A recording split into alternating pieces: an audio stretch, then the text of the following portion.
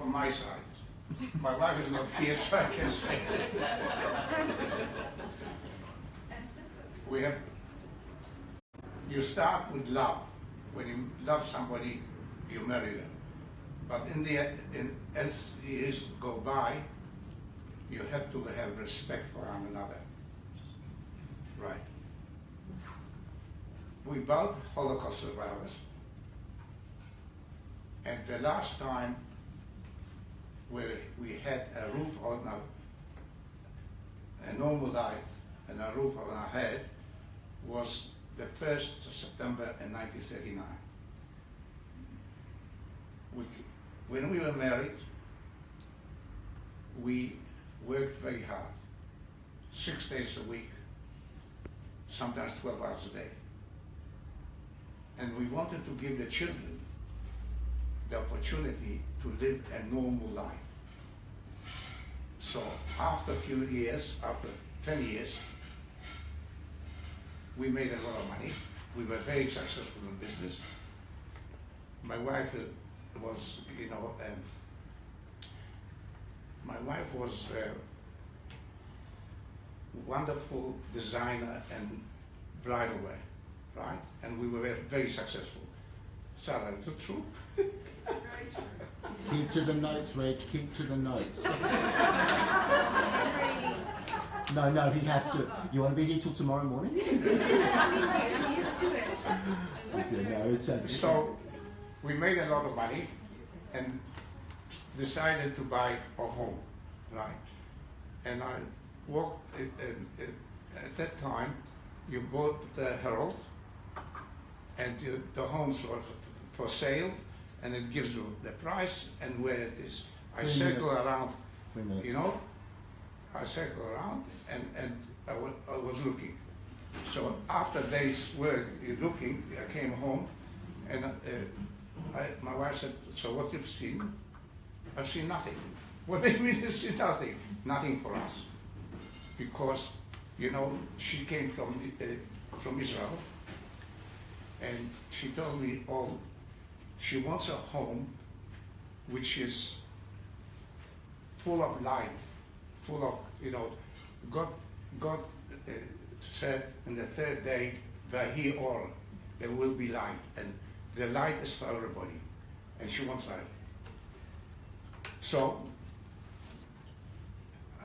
I went from morning to night, and finally I said, I'm going to find out what the rich people are doing about clothes. Maybe we can buy some clothes. And I found a piece of land, beautiful piece of land across the park near the beach. And at the time, 12 o'clock Saturday, everything was shut. And I rang up to Aneta, drop everything. It was 11 o'clock, come to the agent, and I bought a piece of land for £7,250. Oh, Yeah, in your heart out. But it was one problem. We didn't have the money to build a house enough, and we needed an architect.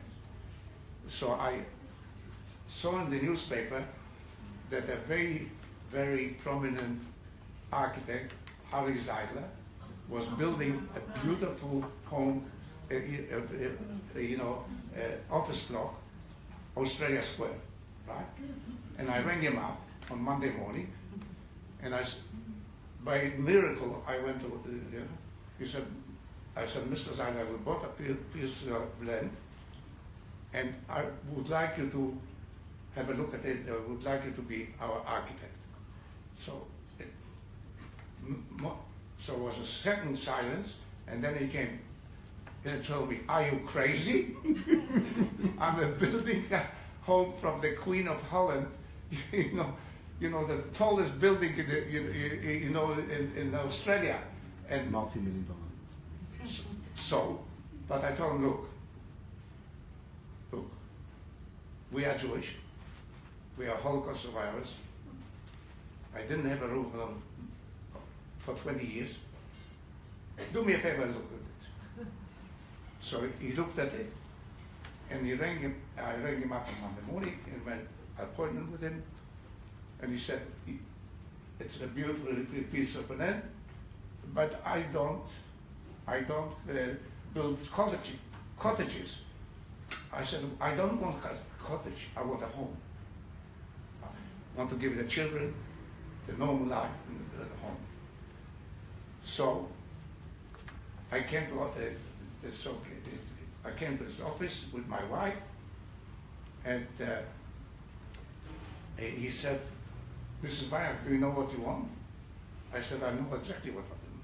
You are very good at, architect. I'm also a designer, right? And so he said, design a home. Design a home.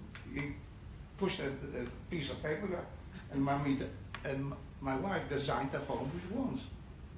He said, that's what I'm doing. He said, Mazel tov. We're on the same page, right? So. Look at your notes, Reg. So. And that's okay. Just let me have a look. have a look where you are. No, he's doing fantastic. Yeah. And that was the first house in Australia which had mirrors, windows from the top to the bottom. Why? What was that? What were the windows like? What were the windows like? The windows at that time were small windows. Small. Yeah, British. It was very British. It was very British. There was no dark and doilies on the windows. You know. Now, keep it going. This is why our life shifts in that direction, and I hope that you will be kind enough and gracious enough. Hmm? Gracious enough. Gracious enough. What did you say? Gracious enough. Gracious enough. Come on, keep going. Gracious enough. Vote for me. Why? Why? I love my wife very much. Yes. And she likes treats. Mrs. B, hold on.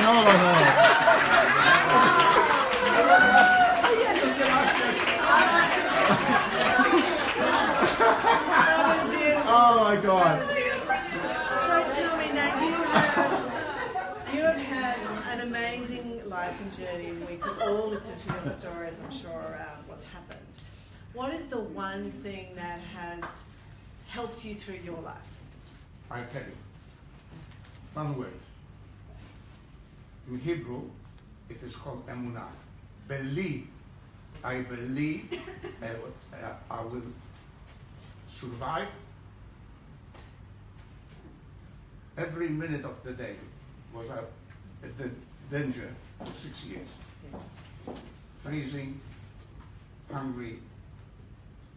I came to Sydney, I was a skeleton, right? And for a short, the first, I couldn't speak a word English. Couldn't word. So I went to work. I arrived on Friday. I went to work Monday morning. Reg, that's the And next. people- That's the next season. That's the one. next thing, but you know what? Reg, no. And that is, we all Sorry. want to hear this story. But amazing advice to say to believe, because that's what, to be in that situation, that's all you had and you did it. Thank you very much, Thank Mr. you. Weinreich. Thank you. Candidate